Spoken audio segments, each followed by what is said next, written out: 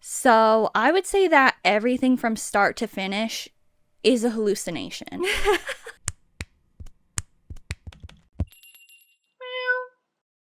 Hattie Meowers, my name is Sohlliyah, and today we are doing a really interesting, very fresh, unique episode. This is the BlushCat podcast. Welcome. I'm here with Devin.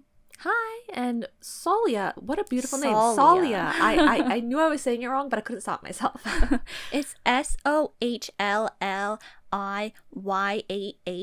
for anybody that is curious about that. Okay, great.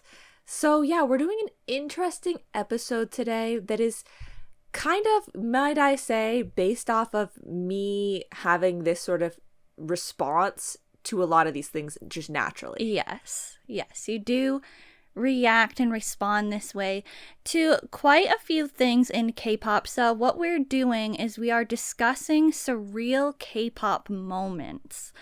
And really, you're just going to have to listen to the episode to sort of get context as to what that means. Because the moments really speak for themselves. And we will be explaining them and stuff like that, talking about them, but we are going to also have the chapter titles say what they are, so you can type that in and try to find these clips or videos, whatever it is that we're talking about. You can look at the chapter titles and listen to us because we'll tell you. Yeah, but to give a brief encapsulation sort of, I'd say most things are probably either feels like it exists in a parallel universe, and or feels like, are we the only ones that have seen this, and or did we really see that? It's that exactly. Sort of elements of surreal. Yes. And so a lot of these things actually are kind of difficult to find, because that's the nature of these moments. And so, yeah, we have 15 that we might, get to all of them, but we might not. We'll try to keep it on the shorter side, and we might just have to come back in the future and talk about more surreal K-pop moments. But should we just go down the list? Yeah, I think so. Okay, so we are going to start with a SHINee, the K-pop group, stage performance of their song Hello on the program Music Core. And this is from October 9th, 2010. And this is, I feel like, one of the first things you said that you feel like exists in an alternate dimension. Yeah, if I can try and think, I feel like it would either be this or the other thing we're going to talk about from SHINee. It was one of these two things that, yeah, I feel like were the first time that I was like, this does not seem like it is from here. They're in a pocket dimension. This is when I sort of started to build this fun little conspiracy theory of the SHINee verse. It's I get it, I get why it's called that, because it really is SHINee world. Yeah, SHINee world. It's not here. It's somewhere else. It's not here, and it's not Kwangya either. It's not. It's literally the SHINee world. So yeah, this performance, you might be thinking, well, how can just a music show performance feel so surreal? Well, if you go watch it, if you pull up this performance right now, you'll notice right away it doesn't look like a typical stage. They're not on a stage. They're on this circular platform, and there are no screens in the background. It's this shiny, silvery white sheet type of thing, and they're surrounded by pink and blue and purple giant glittery orbs that look like giant Christmas bulbs. The whole stage doesn't even look like a regular music show stage. Yeah, it's giving I feel like it's giving boy band depiction in a cartoon, but also they live in a snow globe. Yes. It's also kind of giving like holiday performance at a mall. Yes. Like, yes. Like it just really doesn't seem like a music show at the very least. Yeah. But like it looks like, I feel like I'm like peering in to like something, you know, like in the movies and stuff, when they make the like special mirror that you can like, you're looking through the mirror and like watching a scene or something. Yes. It feels like that. It's like, actually exactly like that. That's like the perfect way to think about it. so that's why it feels like it's not from here. Like that's why it feels like I'm looking into a pocket dimension, because it's just like it's like we're peeking into like some other place. Yeah, and on top of all of it, the song Hello, just the kind of like ooh, like I don't know, like the beat of that song is just adding to the whole thing. Yeah. And the fact that they're saying hello, like, because they're like not from here, you know? Yeah. Okay. So that is like the first surreal moment, and that's kind of like moving on to this next one. That's the easy stuff. Okay. So we have another SHINee moment, and that is their Woof Woof performance. And there is an uploaded video from the SHINee World Concert 4 DVD. And this is the specific thing that we're talking about here. So I would say that everything from start to finish is a hallucination. This is just simply not real. And I actually think that's kind of the point. Like, I do think that was kind of intentional with this performance. That's the extra interesting thing about it. But yeah, seeing as you were less familiar with this when you first saw it, like I had seen it before and then you were seeing it. So why don't you talk about it? Okay. So you might think that because SHINee has already had a surreal instance, that this is similar to that. It's not.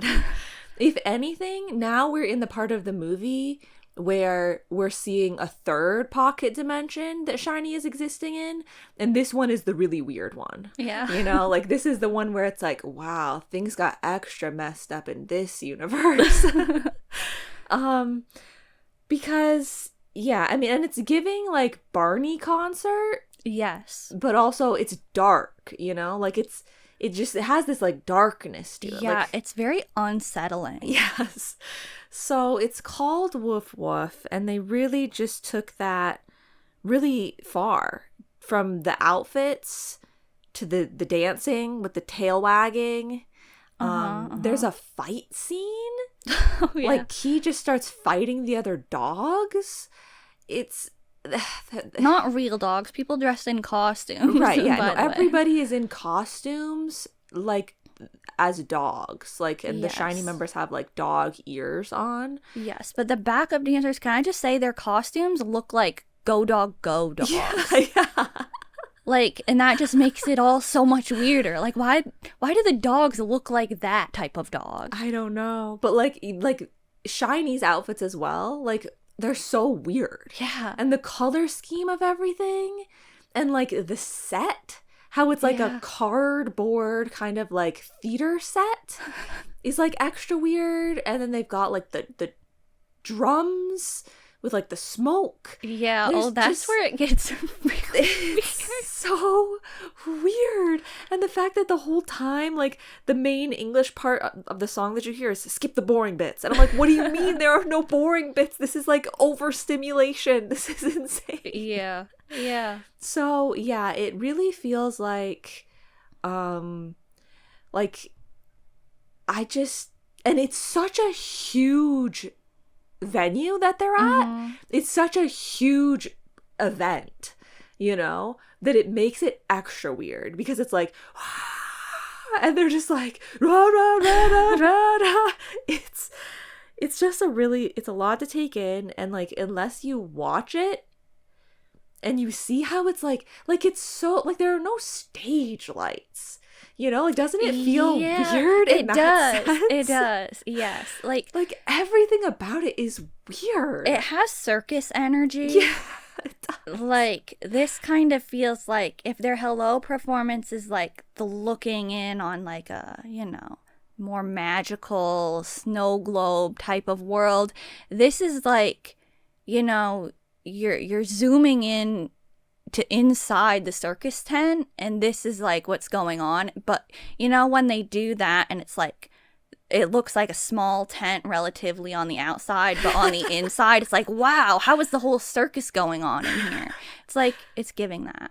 And for some reason to me, it feels kind of underground almost. Oh yeah. You know, like it's like this is like the underground version of SHINee. Like, Yeah. I don't know why, but it's just very weird. Like some people might be saying like this is so SHINee, and I don't dispute that because SHINee clearly is existing in many parallel universes at this point. It's just that I don't think this is from our world. Yeah. It's SHINee, but just from somewhere else. Yes. So it can really only speak for itself, like all of the things on the list. So definitely go check out SHINee Woof Woof. Our next surreal moment that we will be discussing is from the SMTOWN Live 2025, The Culture, the Future in Seoul live stream. And the specific moment that we are speaking about from this event is I believe it's DJ Vista. I think that's who it is. His section, which was at the very start of the live stream event. And now I had to really try to look back to find out who was DJing this section, and to try to find the moment again to just re-experience how surreal it was. But I am sorry to say that this one, I'm not sure if you will be able to find, because we were watching it as it was live streaming officially, but it seems like SM has taken that down. So this one you're just gonna have to just listen to the story. So we were tuning in, we were watching the live event, and like we were waiting for like it to actually start. But they had a couple different DJs playing for the people that were actually there at the venue.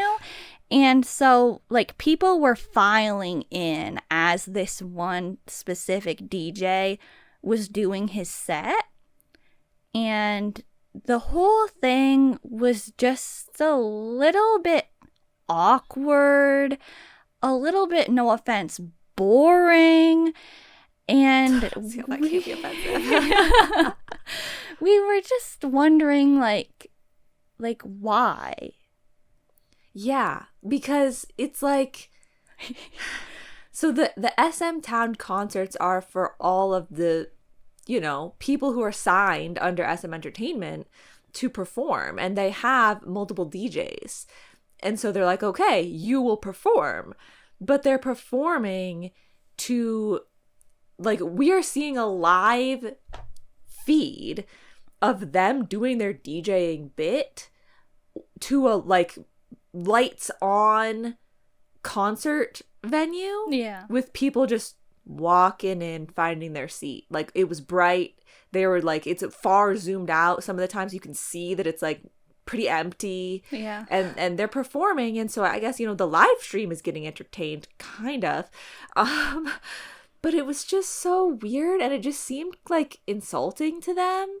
And it just seemed like the worst time to have a DJ, because the whole point of a DJ, I thought, was for everyone to be like hyped up and partying, and like nobody cared. Yeah. And so like that's why I say, like, no offense, but it was kind of boring, because I don't really feel like DJ Vista was necessarily doing a bad job DJing. I think they just made him do it at a really awkward time. Yeah. And so it was like, I don't understand. And one of the things that was making everything more surreal is the fact that we were waiting and waiting and waiting, and the DJ segments seemed to never end. And then they literally didn't. Like, what we were waiting for, like the actual, like, the groups that we wanted to see performances from, they didn't include that in the live stream. Like, it just, like, we didn't even need to tune in because that didn't even happen. It was just like, when we click on it and it's starting with these DJ acts, it was like, oh, okay, this is interesting. And it maybe didn't seem that surreal. But it was the fact that, like, one song blends into the next, blends into the next, to the next, for so long. And then you're like, oh, okay, the DJ is leaving. Like, okay, it's done. And then they bring out the next DJ. And it went further. And so, yeah, it was the length. It was the length of it all. And it was the fact that this is, not a normal DJ setting. Like, it wasn't happening, you know? It was like they wouldn't stop DJing, but the DJing vibe was like it was not fully there. Yeah. It was very weird. Yeah. So this next surreal moment is similar because it's from SMTOWN Live 2023 SMCU Palace. And this was their New Year event. And so we decided to watch the live stream of this one as well. And the whole thing was kind of like we weren't really vibing with it until this one specific thing, which was Xiumin's performance of Brand New. Exactly. This was just such a jarring tone shift. Exactly. From the entire rest of the live stream that we had been watching. It was like, is this really happening right now? Yeah.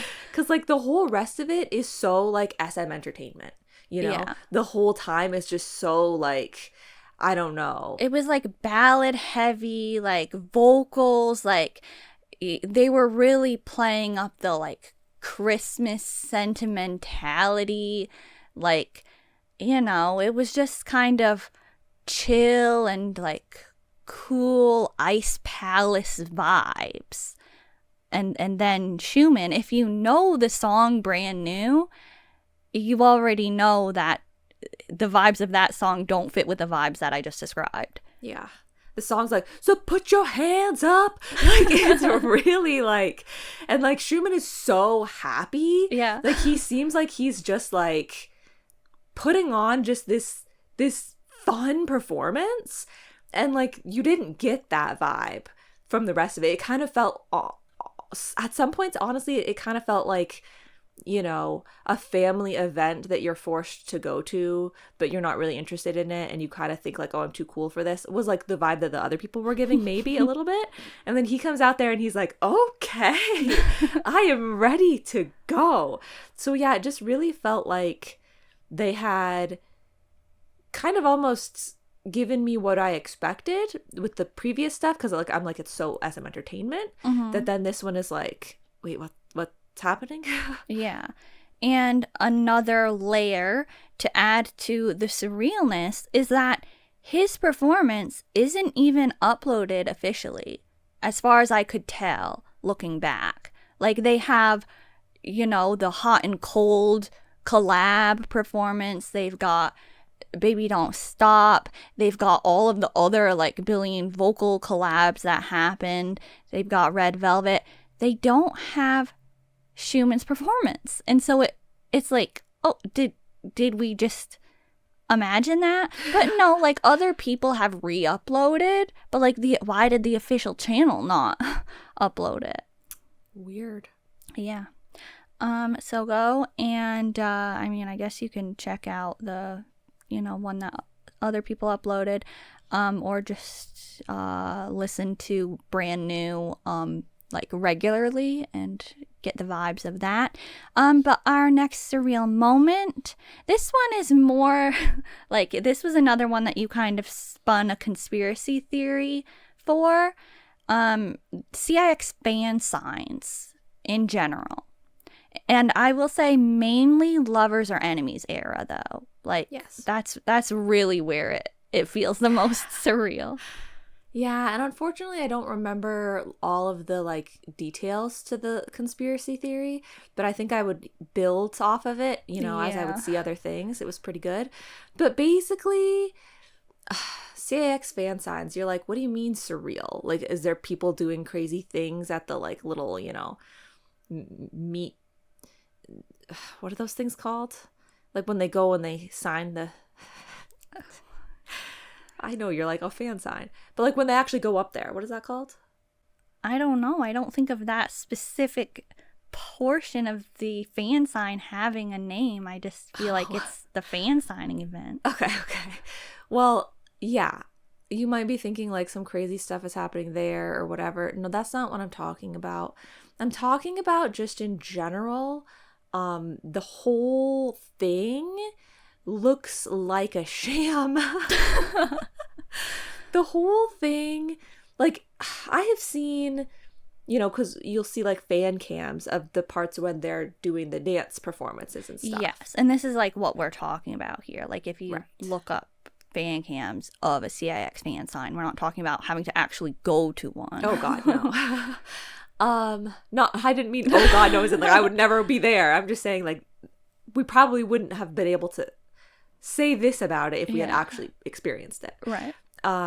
Yeah, so if you see the fan cams of the dance portions, and then you see them of any other group, it just for one looks like CIX is somewhere that no other group has ever been. Like I feel like they always kind of look one specific way, except CIX. Theirs look different, and theirs just kind of look like they just have like some random curtain hung up somewhere, and they're just in a room with staff. Like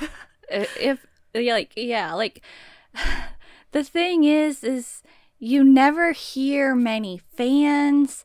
You just hear a few claps at the end, minimal shutter sounds. And so like that was part of your whole conspiracy. You're like, it's just their staff members. Like, because it really, like, it is such a difference with their fan cams from the fan signs and other groups, because like they don't even have many accessories or fun props or anything like that. And like their prop boxes that they have, like idols will usually get the props or accessories that fans want them to put on during the fan sign. They'll get them placed in a box with the member's name on it, and like they'll be kind of neatly lined up along the back wall or on the table or something like that. But at the CIX fan signs, I feel like more than once it was just kind of like the boxes were randomly thrown about, and there were like other boxes just like in stacks and like random piles off to the side of the stage, and it just generally looks cluttered and messy or extremely empty on the stage, when usually there will be like a table and chairs or something like that. And yeah, like you said, like there'll be a curtain that's all like wrinkled and looks like it was just thrown up a few minutes ago, and it's just so different than all the other groups.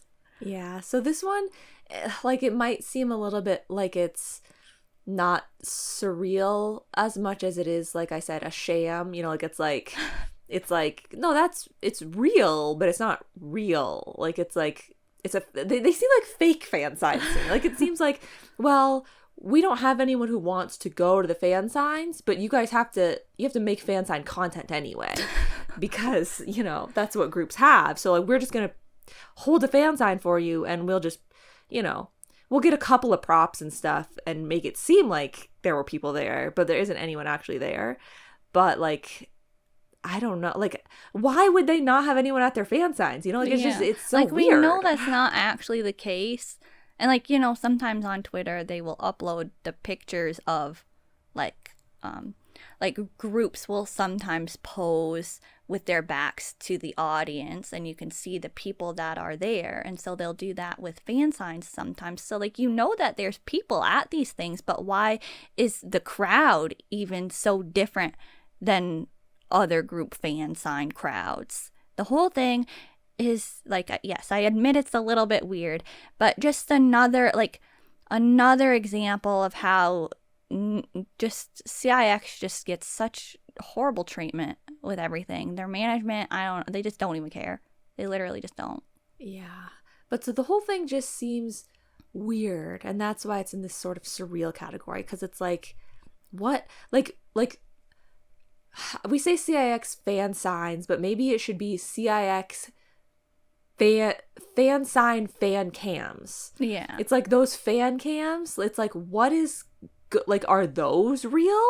Because it's like, maybe those, like, that's the thing that's surreal feeling. But the fan sign event, you know, in general would seem normal. You know? Yeah, maybe. I don't know. But they're very, every time I would see one, I would be like, why is this just so different? Yeah. Oh, and some of like their older ones, they like, I feel like the Lovers or Enemies era ones are at like a bigger venue. Like the stage is wider and it has more of like, it's like a weird mix of the emptiness and the messy clutteredness. But in older ones, I feel like it's always so cramped looking. And they're a small group anyway, but they're like, the angles of the fan cams are always so tight. Like it feels like they're like right under the stage, like right up next to it, you know? And so, yeah, I don't know. I think also it might have been adding to it that I would sometimes think that they didn't even look like they were really wanting to be there very much. So it was also like, yeah, well, of course they're not having any fun because they're performing for the staff and nobody else. Like, it was the conspiracy, but it's just like that's a for fun thing. Please don't take that seriously. Yeah. But okay, we're going to talk about the NCT WISH Surf music video. And if you heard episode 104 of the BlushCat podcast, where we talked about August comebacks, you will already know why we feel this is a surreal K-pop moment. But Devin, why don't you go ahead and explain it again? Yeah, so we just had to throw this in here because it's, you know, it's been deemed that already. But the NCT WISH Surf song, just that in and of itself kind of has a surreal vibe to it. The sound of the music, the repetition, surf, surf, you know, it's kind of like you feel like you're like in a haze almost.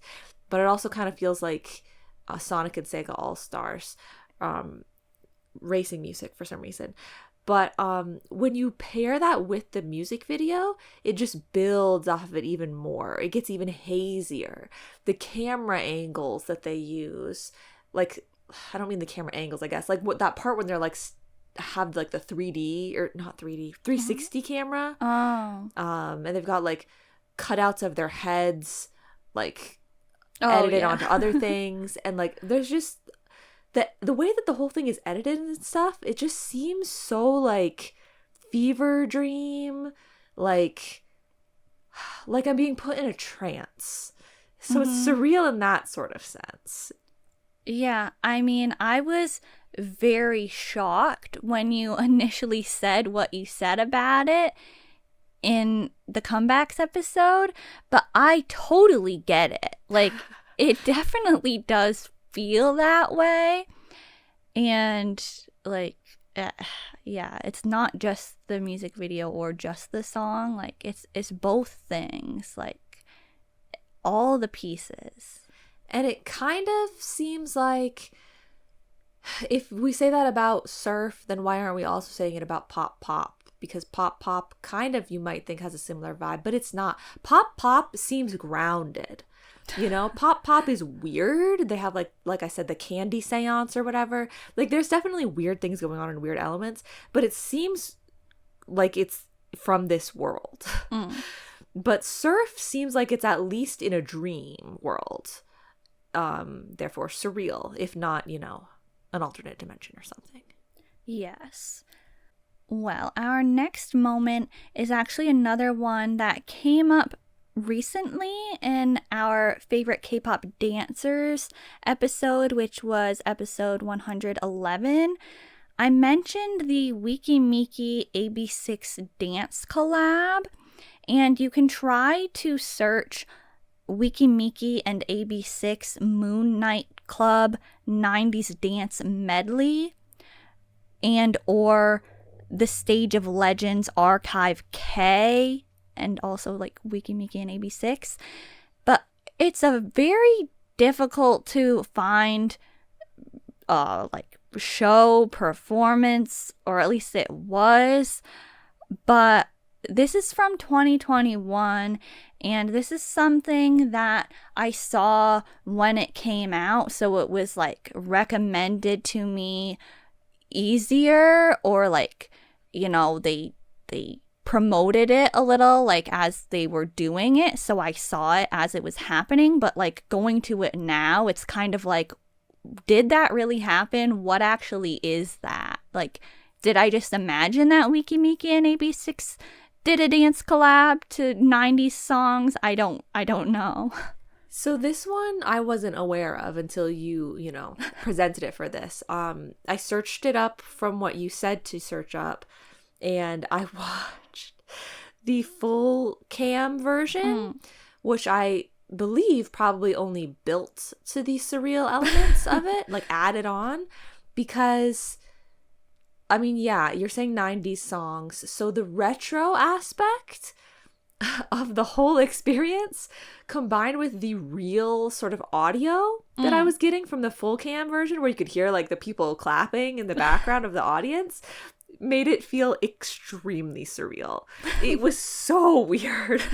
I was just like, what in the world is happening? Because with no context at all, like I was just like gonna watch this video and it was just like, yeah, this seems like I can recognize those idols as idols. I know who they are. So why do I feel like they're at like a 90s school talent show all of a sudden? Like this is not from our time. Yeah. I'm glad you feel that way. I'm glad you can recognize the surreal vibe that it has. And I also want to point out that Donghyun does the Nike, like the breakdance move, and I'm just like, why are we having Donghyun? Like, he does it, like, great job, but like, why out of all of the AB6 members are we having Donghyun do this part? Like, it's just extra weird because he would never do that. Like, he's not a dancer, and that's not his style. But he had to do that part, and so it's just making the whole thing even more strange. Yeah, that's a good point. And like the duo parts, like anytime they had like two dancers out, just I feel like was extra surreal. Yeah. Like those parts for some reason seemed so like, what? Like what is going on? Yeah, like because the songs and the dance style was so random that it was just like. And like the pairing of the two groups together, like everything built on top of each other. And like, what was up with the white shirts at the beginning? Like, am I going too far into this? But like, why they look like they're wearing lab coats? Oh God. Yeah. So check that out if you can find it. Our next surreal moment is another music video, actually, and it's WJSN, aka Cosmic Girls, MoMoMo, which is their debut song.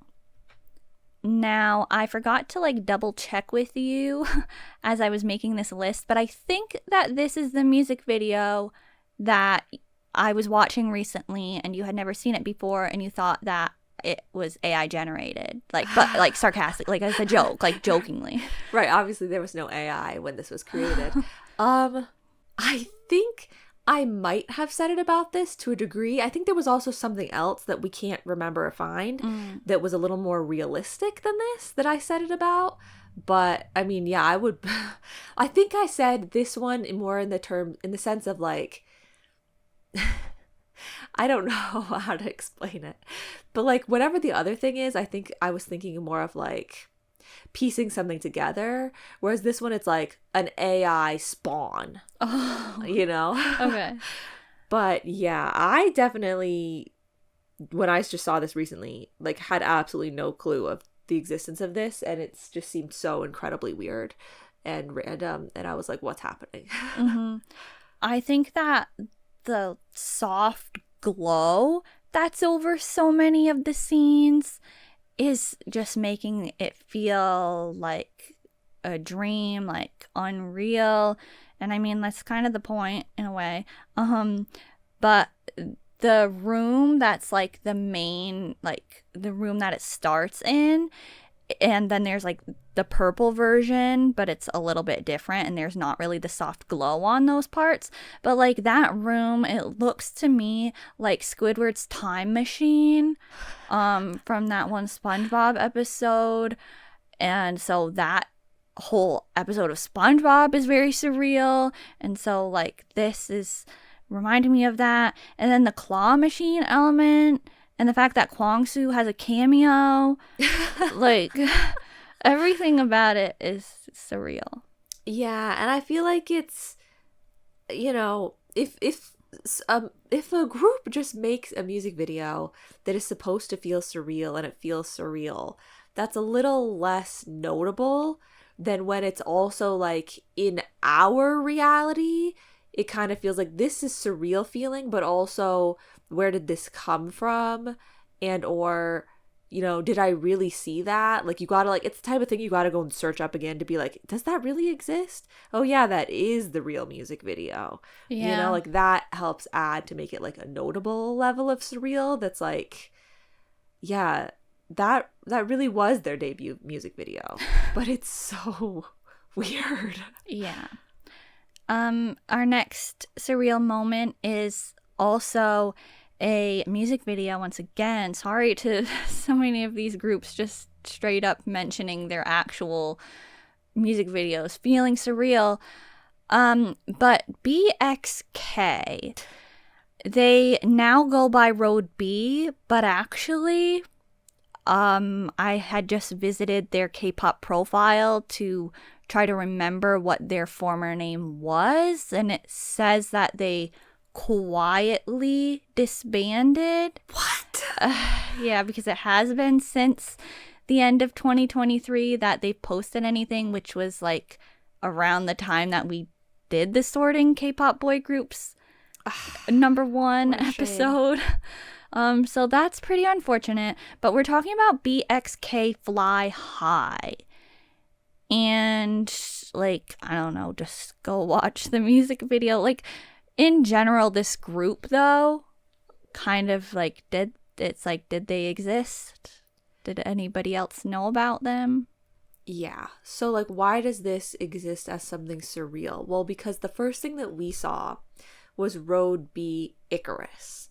We know Road B Icarus. It's, you know, it's a whole mood. We've talked about it before. You guys probably don't know about Road B Icarus because, well, who does? Which is part of something that makes it surreal. But then when we discovered BXK Fly High, guys, Icarus, the one who maybe flew too high, they apparently, had another music video before. And like the group, it's like some of the members are the same members, but then some of the people are different. Yeah. And the song is called Fly High, so which is like kind of the same as Icarus, but it's different. That is just kind of like, what's happening? Yeah. like is this the alternate? Is this a parallel universe version of Road B Icarus? That's what it feels like. Yeah. So that's why it's surreal, because it's like this in another parallel universe. This is their version, because it's like just slightly off. Like there's just slight differences. The songs are not that similar sound wise or anything. They're similar. They're the same type of song, but it's not like they just remade the song. Like I've heard more similar songs. But yeah, so it's very surreal. And then to now also add on to the fact that they never really did anything else. And so we only knew of them having that little blip, and then now it's like, what happened? Yeah. It's like, so did they even exist? Like, it's very, Yeah. I just want to shout out the Eddie lift, and the little flutter hands at the end. Okay, nice. Our next surreal moment is from the 2024 KBS Gayo Daechukje, and we are talking about Bada's performances. She did a performance with Gravity, and she did a performance with aespa. Or like, was aespa there? Like at some point, or was she just doing aespa's songs? I don't know. I was like just clicking through just before we started this to remind myself of it, and I didn't see aespa in doing that. Okay. But I didn't watch the whole thing. I kind of feel like aespa was not actually with her for that part, but Gravity was there for that part. We were not ready for Bada's energy. Yeah, it's a lot. So if you don't know, Bada is an older performer. Like she was famous in a different era. Yes. And so then she like came back to do these special performances. And, you know, she really went all out, and it just feels like was this even real for her? Like the surrealism is almost like upon her at this point. Like, was she in a fever dream when she was doing it? Because it just feels like, especially when she was doing well, all of it, she just kind of looks like she's got the crazy eyes a little bit at some of the parts. Bit. Like it just kind of feels like, whoa. Yeah, and especially there is a part in the song Mad where she keeps like saying, I'm so crazy, crazy, mad, mad. And I really was feeling that from her. Like, we're not trying to disrespect Bada. She was definitely giving us more than a lot of the other older performers that they had at the recent Gayos. Yeah, but she was also giving a lot more than some of the younger performers. Yeah. Like some of the groups that were just there to perform and promote their own current stuff. Yeah, were literally giving less than she was giving. So, you know, props to the energy. But it was just like, it was just a lot. Is this really happening right now? Yeah. And like a lot of it, like she was definitely performing live. Yes. But there were a lot of high notes and like moments where you gotta like shout out in the songs that she was singing. And like, so just like take the energy that she already had and just completely like break the scale. Like that's what it was like for the high notes and stuff like that. Like the next level bridge, that was like a lot. And then when she was doing Next Level and Dreams Come True, and Dreams Come True is originally her group's song. Like, aespa did a remake of the SES song, and that is Bada's group. So, like, she was doing her own music. But it was, like, bouncing back and forth between Next Level and Dreams Come True. If you thought it was like, oh, she was just doing both of those songs. No, like you thought she might be finished with the Next Level and she's moved on to Dreams Come True, but then it goes back to Next Level and then it goes back to Dreams Come True. Like, the Next Level already is so like jarring of a song the first time you hear it because it switches up so much. Yeah. It was a lot. It kind of felt like she had like 20 energy drinks before she did it, and then she was just like, let me go for it, and she went for it, and yeah. Okay. Are we still continuing today? I guess maybe we should stop here today. We do have more to talk about, but it might be better to leave this at an even 10. And so you guys are going to have to leave us a comment and let us know. Oh, I sniped it again. If you would like to hear more of these sorts of moments, because we already do still have more, so we can build up another list and we can share some more of these. Yeah, I think it's a good idea to stop here so that we can actually for once have a shorter episode. But hopefully you did enjoy the surreal moments that we shared with you today. And if you did, you can like the video and you can subscribe to BlushCat on YouTube and turn on notifications so that you do not miss when we share more Surreal Kpop moments. Because the ones that we didn't share today, I mean, we've got a few that are like